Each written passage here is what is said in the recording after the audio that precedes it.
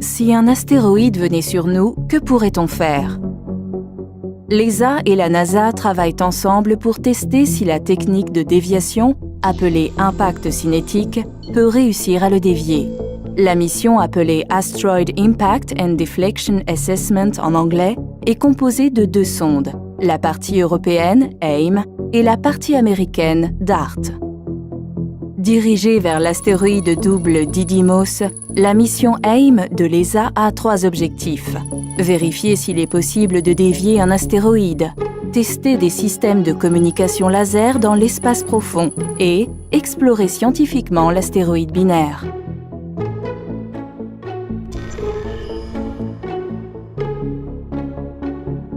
AIM sera lancé en octobre 2020 pour un rendez-vous avec Didymos en mai 2022.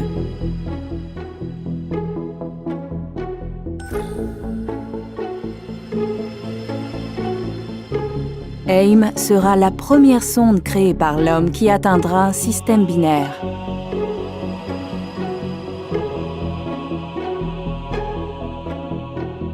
Le plus gros astéroïde a un petit satellite dénommé Didymoon.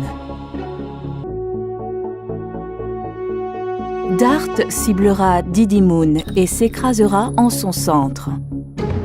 L'impact sera observé à la fois par AIM et ses CubeSats.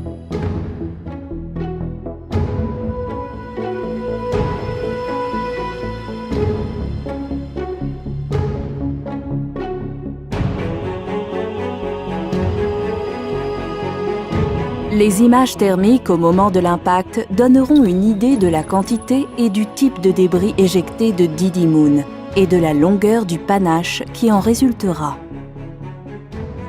La question qui se posera alors, c'est est-ce que l'impact altérera la trajectoire de Didymoon autour du plus gros astéroïde? AIM se rapprochera à nouveau de Didymoon pour faire des constatations, en conjonction avec les observations depuis la Terre.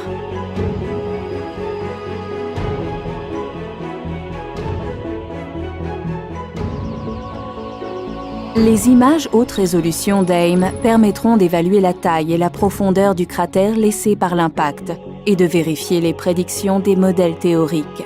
L'atterrisseur répétera ses transmissions radar basse fréquence au travers de l'astéroïde pour révéler tout changement majeur dans la structure interne de l'astéroïde. AIM effectuera également un second sondage thermique et radar détaillé pour comparer en détail l'état des lieux avant et après l'impact. AIM est développé par l'Agence spatiale européenne, tandis que DART est développé conjointement par la NASA et le laboratoire de physique appliquée de l'université Johns Hopkins, en coopération avec le Centre spatial allemand et l'Observatoire de la Côte d'Azur. Ils forment l'équipe qui supervise la mission AIDA. Il existe encore 2 incertitudes. La trajectoire des gros astéroïdes est incertaine à très long terme et les petits astéroïdes ne sont pas encore tous recensés. Or, les objets célestes de moins d'1 kilomètre et de plus de 140 mètres de diamètre sont considérés comme pouvant engendrer une catastrophe régionale s'ils s'écrasent sur Terre. La civilisation n'est pas menacée dans son ensemble, mais un continent peut-être. Voilà pourquoi les scientifiques travaillent à des solutions qui permettront de dévier la trajectoire d'un éventuel astéroïde menaçant.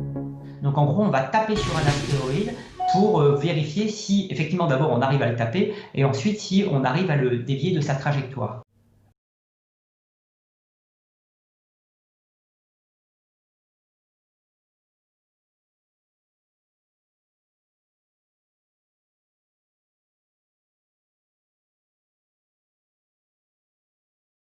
Cette couverture est sortie en juin 2020. Et comme par hasard, derrière, vous voyez les arts, les tableaux d'art, ils sont très bizarres. On voit un astéroïde se cracher, très bizarre tout ça. Maintenant, regardez cette bande-annonce. Oui, en effet, Clark fait la une des médias. Grosse info. Je vois pas Clark. Ah, il est peut-être en train de dormir. Papa... Les plus gros fragments de la comète Clark vont très bientôt entrer dans notre atmosphère. Tout à fait. Et il y a de fortes chances Toujours pareil. que le spectacle soit impressionnant. Wow. Où est-ce qu'ils vont? J'en sais rien. Un des premiers morceaux va s'écraser. S'écraser? Un petit morceau et ce sera dans l'océan. 2, Non mais regardez ça. 1. Eh ben, ça a pas explosé.